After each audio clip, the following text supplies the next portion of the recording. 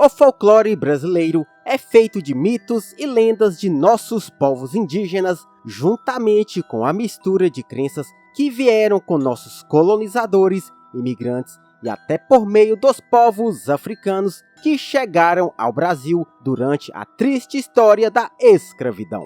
Eu sou o Jambrão e hoje vamos conhecer algumas lendas da região norte do Brasil.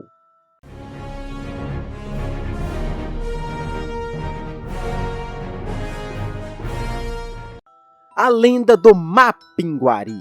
O Mapinguari é uma lenda do folclore brasileiro da região amazônica, que conta a história de uma criatura misteriosa que vive na floresta. Um monstro com cerca de 2 metros de altura, coberto de pelos grossos avermelhados, longos braços, garras afiadas, possuindo apenas um olho em sua testa, uma boca gigante no lugar de seu umbigo, com dentes pontudos e afiados, capaz de destroçar e devorar grandes animais e pessoas. Segundo a lenda, o Mapinguari é um espírito maligno capaz de se transformar em qualquer forma de vida selvagem. Ele emite um som aterrorizante que pode ser ouvido a quilômetros de distância. Acredita-se que a origem dessa lenda seja o megatério ou preguiça gigante, um animal pré-histórico que viveu nessas terras há 10.000 anos atrás. Os fósseis gigantes encontrados serviram de inspiração para a lenda do Mapinguari. A lenda do Curupira.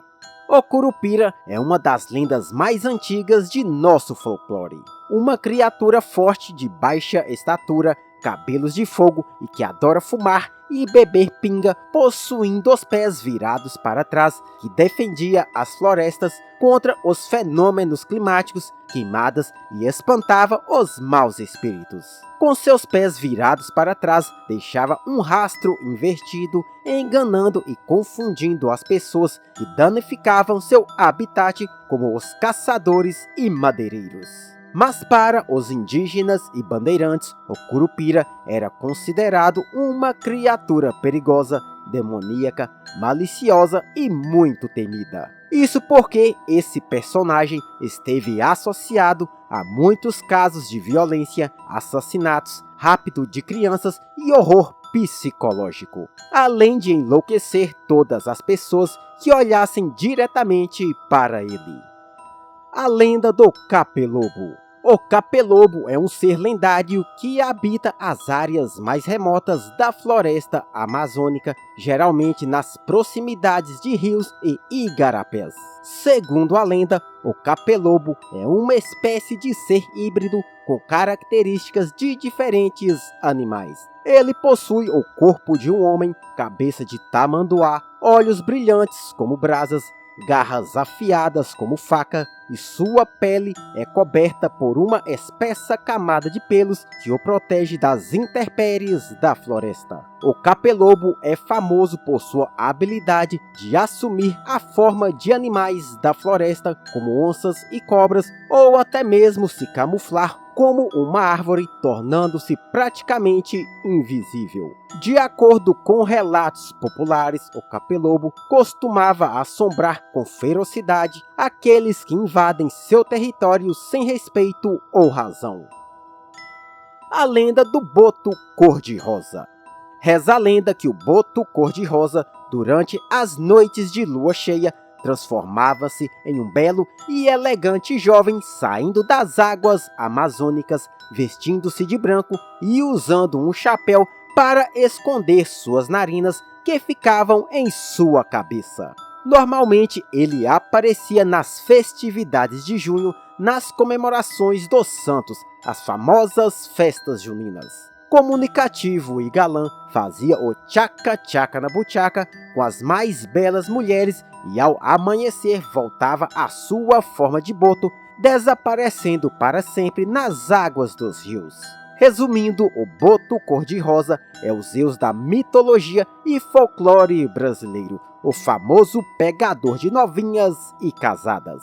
Essa lenda foi muito utilizada para justificar uma gravidez fora do casamento. Se sua mãe já te disse que seu pai foi comprar cigarro e nunca mais voltou, certamente seu pai é o Boto cor-de-rosa. A lenda da cobra grande. Segundo as crenças, uma bela jovem indígena ficou grávida de Boiuna, que era uma gigantesca serpente mágica de mais de 100 metros e que protegia a floresta contra invasores e caçadores que não respeitavam a natureza. Quero nem pensar como uma indígena engravidou de uma cobra de 100 metros de comprimento. Ela deu à luz a 2 crianças gêmeas que nasceram com a aparência de cobras. O menino recebeu o nome de Honorato e a menina de Maria Caninana.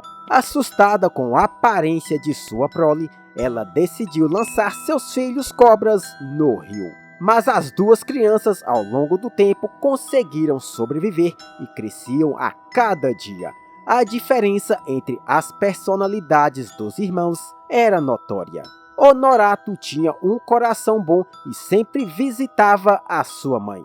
Maria, por sua vez, guardava rancor e nunca foi visitá-la. Por conta de seu temperamento, Maria sempre estava assustando a população e até mesmo naufragando embarcações inteiras e devorando pessoas e animais. Seu irmão, que era o contrário, não gostava de suas ações. Assim, cansado e triste com os atos de sua irmã, ele resolveu matá-la para pôr fim ao sofrimento de muitas pessoas.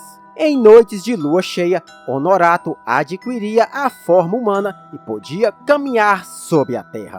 No entanto, quando a lua cheia desaparecia, ele voltava à sua forma de cobra. Acreditava-se que para quebrar o encanto, uma pessoa deveria ferir a cobra na cabeça, além de colocar leite em sua enorme boca. Mesmo sendo uma criatura boa e protetora, todos tinham medo dele. Até que um dia um soldado muito corajoso o libertou de sua maldição. Assim, Honorato pôde viver na terra como uma pessoa comum e perto de sua família.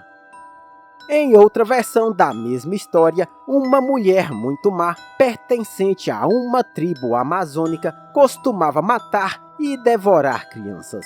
Indignados, os habitantes da tribo resolveram jogá-la no rio. Entretanto, ela não morreu, pois foi salva por uma espécie de demônio chamado Ayangá. Por fim, eles se casaram e tiveram um filho que foi transformado em uma cobra por seu pai, para que assim ele pudesse viver com ele e sua mãe nos rios. Essa cobra gigante de mais de 100 metros ficou conhecida por Boiuna. Com o tempo, ele foi crescendo até atingir um tamanho descomunal, tanto que os rios já não tinham mais peixes, pois a grande cobra tinha devorado todos eles. Com isso, a cobra grande começou a aterrorizar, afundar embarcações e devorar pessoas das tribos que viviam próximas dos rios.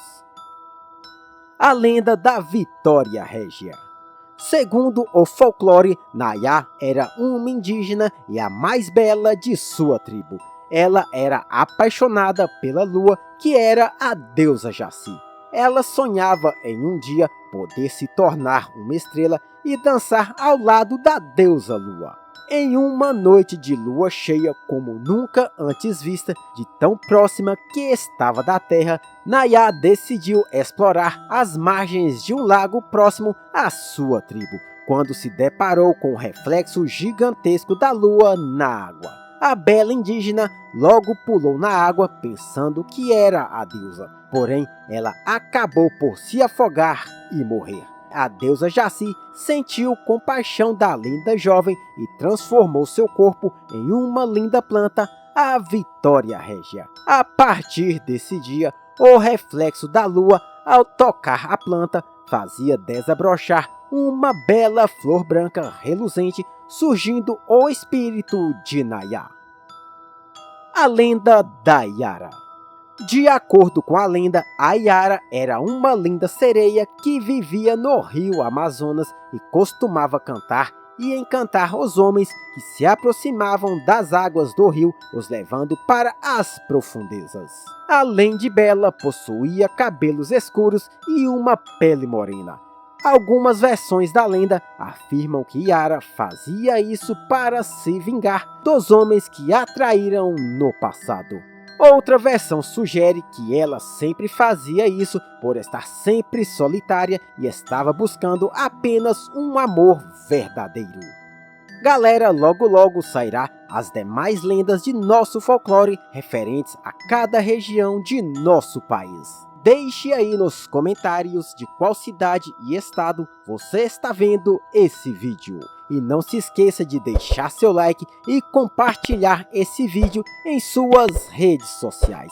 O vídeo de hoje vai ficando por aqui e, como de costume, nos vemos semana que vem.